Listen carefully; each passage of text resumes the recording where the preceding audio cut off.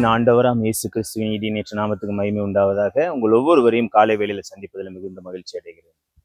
அநேகர் பார்த்தீங்க அப்படின்னா எக்ஸாம்ஸ்க்கு ப்ரிப்பேர் பண்ற காரியங்களை பார்த்துருப்பீங்க.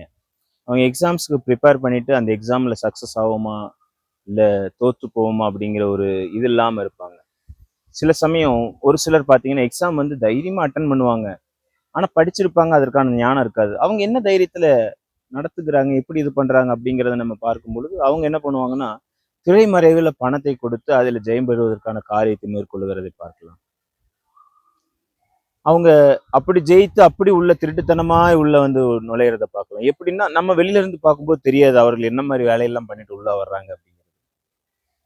இன்னும் ஒரு சில காரியங்களை நம்ம பார்ப்போமானால் அநேகர் என்ன பண்ணுவாங்க, ஒரு சின்ன காரியம் செய்யப்பட வேண்டும் நம்முடைய மத்தியில, இந்த மாதிரி காரியங்கள் நமக்கு ஜெயமாய் வாய்க்க வேண்டும் என்றால் இவர்களுடைய ஆதரவு தேவை. அப்படின்னா நம்ம இந்த காரியத்தை நம்ம தைரியமா துணிந்து செய்யலாம். ஒரு உதாரணத்துக்கு நம்ம சொல்றோம் அப்படின்னா, ஏதாவது ஒரு நிலத்தை வாங்குவதற்கோ அதை ஏதாவது செய்வதற்கோ அந்த இடத்துல ஏதாவது ஒரு ப்ராப்ளம் இருக்கு அப்படின்னா அந்த ப்ராப்ளத்தை நம்ம துணிஞ்சு செய்யணும் அப்படின்னா பின்னாடி யாரோ ஒரு ஆதரவு தேவை அப்படின்னும் பொழுது அந்த ஆதரவு ஒரு அரசியல் தலைவரிடம் இருந்தோ அல்லது அரசாங்க பதவியில் இருக்கிற நபரிடமோ இருந்து என்ன பண்ணுவாங்க, தைரியமா இருந்து கண்டிப்பா அதை நம்ம செஞ்சிடலாம் அப்படின்ட்டு அவர்களை நம்பி செயல்படுகிற காரியத்தை பார்க்கிறோம்.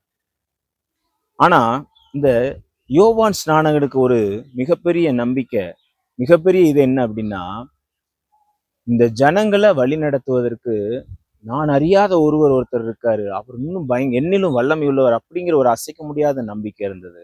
ஆண்டவர் அவ்வளவு பெரிய அற்புதங்களை செய்வார் அப்படிங்கிற ஒரு நம்பிக்கை இருந்தது. இந்த ஜனங்களை எப்படியாவது வழி நடத்துவார். அதே போல ஆண்டவராகிய இயேசு கிறிஸ்து அறியாது இருக்கிற ஒருவராய் அவர்களுக்கு பின்னாடி, ஜனங்களுக்கு பின்னாடி அவர் தெரியாம மறைந்து காணப்பட்டாலும் அவர் யோவான் ஸ்நானகனுக்கு அப்புறம் மிகவும் வல்லமையாய் எடுத்து பயன்படுத்தப்பட்டு அநேகரை அற்புதங்களினாலும் அடையாளங்களினாலும் புஸ்தகங்கள் எழுத முடியாது, மை தீர்ந்து போகும் அளவுக்கு அற்புதங்களையும் அடையாளங்களையும் செய்த தேவன் அவர்கள் நடுவுல இருந்து இஸ்ரவேல் ஜனங்களுக்கு நடுவுல கலிலேயா தேசத்தின் மத்தியில அப்புறம் சமரியா பட்டணத்துல எல்லா இடத்திலையும் அற்புதங்களையும் அடையாளங்களையும் செய்த காரியத்தை பார்க்க முடியும். அதே இயேசு கிறிஸ்து இன்றும் ஜீவித்து கொண்டிருக்கிறார்.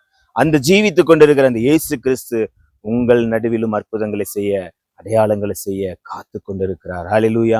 எதற்காக காத்து கொண்டிருக்கிறார் என்று பார்க்கும் பொழுது, நீங்க அவரை தேடுகிறவர்களா இருக்கிறபடியினால், அவரை கூப்பிடுகிறவர்களா இருக்கிறபடியினால் அவர் உங்கள் நடுவில் அற்புதங்களை செய்ய, அடையாளங்களை செய்ய, உங்களுக்கு பின்பாக திரைமறைவுல உங்களுக்கு நடுவுல நின்று உங்களுடைய எல்லா காரியங்களையும் பார்க்கிறவரா இருக்கிறார். அதனாலதான் பாருங்க, யோவான் 1வது அதிகாரம் 26வது வசனத்துல சொல்லப்பட்டிருக்கிறது, யோவான் அவர்களுக்கு பிரதியுத்தரமாக, நான் ஜலத்தினாலே ஞானஸ்நானம் கொடுக்கிறேன், நீங்கள் அறியாதிருக்கிற ஒருவர் உங்கள் நடுவில் இருக்கிறார். ஹல்லேலூயா. அந்த அறியாதிருக்கிற ஒரு தேவன் நமக்கு திரைமறைவுல நமக்காக அற்புதங்களையும் அடையாளங்களும் செய்து கொண்டிருக்கிற தேவன் உங்கள் நடுவுல இருக்கிறார் என்பதை நீங்க மறந்து போகாதீங்க. உங்க காரியம் இன்னைக்கு தோற்று போகும், எனக்கு பெரிய ஆதரவு இல்லை, எனக்கு பெரிய ஜெயம் இல்லைன்னு நீங்க நினைச்சு நம்பிட்டு இருக்கீங்களா? இல்ல இல்ல இல்ல இல்ல, உங்கள் மத்தியில ஆண்டவர் உங்களோட இருக்கிறார். உங்களோட இருந்து நீங்க அறியாது இருக்கிற அந்த தேவன் உங்களோட இருந்து பெரிய அற்புதங்களையும் அடையாளங்களும் செய்ய வல்லமை உள்ளவரா இருக்கிறார். இதற்கு நீங்க பண்ண வேண்டிய காரியம் என்னவென்றால், திரைமறைவில், அதாவது எல்லா ஜன்னல்களையும் கதவுகளையும் மூடி அந்தரங்கத்திலிருந்து ஆண்டவரை நோக்கி கூப்பிடுகிறவர்களே காணப்படும் பொழுது மற்றவர்களுக்கு முன்பாக தெரிகிற மாதிரி ஜெபிக்கிற ஜெபம் அல்ல, திரைமறைவுல இருந்து ஜெபிக்கிற ஜெபத்தை நீங்கள் செய்யும் பொழுது அறியாமல் இருக்கிற அந்த தேவன் உங்களுக்கு நடுவில் இருந்து பெரிய காரியங்களை செய்ய வல்லமை உள்ளவர் இருக்கிறார். அந்த தேவனை நீங்க இப்ப நோக்கி கூப்பிடுங்க. ஆண்டவர் உங்களுக்கு இந்த தினத்தில் அற்புதங்களை அடையாளங்களை செய்து உங்களுக்கு ஆலோசனை வழங்க வல்லமை உள்ளவராக இருக்கிறார். உங்களை வழிநடத்த வல்லமை உள்ளவர் இருக்கிறார்.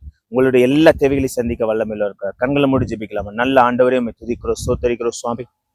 யோவான் ஸ்நானகனுக்கு வெளிப்பட்ட அந்த வெளிப்பாடு இப்பொழுது எங்களுக்குள்ள வெளிப்பட வேண்டுமாய் ஜெபிக்கிறோம் சுவாமி. எங்களுக்குள்ள காணப்படுகிற எல்லா பிரச்சனைகள், போராட்டங்கள், தோல்விகள், கடன் பாரங்கள், இதுல எல்லாம் எங்களால் அப்பா மனிதர்களுடைய தேவைகள், மனிதர்களுடைய ஆலோசனை வைத்து எங்களால் ஜெயம் கொள்ள முடியல, இப்ப மனிதர்களுடைய உதவியை வச்சு எங்களால ஜெயம் கொள்ள முடியல. இப்பொழுது நாங்கள் கலங்கி தவிக்கிறோம் சுவாமி. எங்களுடைய இன்டர்வியூ, வேலை வாய்ப்பு காரியங்கள் எங்களால ஜெயம் கொள்ள முடியல, நாங்கள் கலங்கி தவிக்கிறோம். யோவான் ஸ்நானகனோடு அப்பா தகப்பன் நீங்க வெளிப்படுத்தினது போல இன்றைக்கு நீங்கள் எங்களோடு வெளிப்படுத்திருக்கிறீங்க. நீங்க அறியாது இருக்கிற தேவன் எங்கள் நடுவில் இருக்கிறீர் சுவாமி. அற்புதங்களையும் அடையாளங்களையும் செய்கிற தேவன், அதிசயங்களை செய்கிற தேவன், ஆலோசனைகளை தருகிற தேவன். அப்படியாய் நீங்க எங்களோட இருந்து அறியாது இருக்கிற அப்பா தகப்பனே, அப்பா எங்களுக்கு யாரும் அப்பா தகப்பனே தெரியாதபடி பெரிய காரியங்களை, மகத்தான காரியங்களை, வழிகளை ஆயத்தம் பண்ண என் தேவநாயகத்தில் வல்லமை உள்ளவராக இருக்கிறபடியா உமக்கு நன்றி செலுத்துகிறோம்.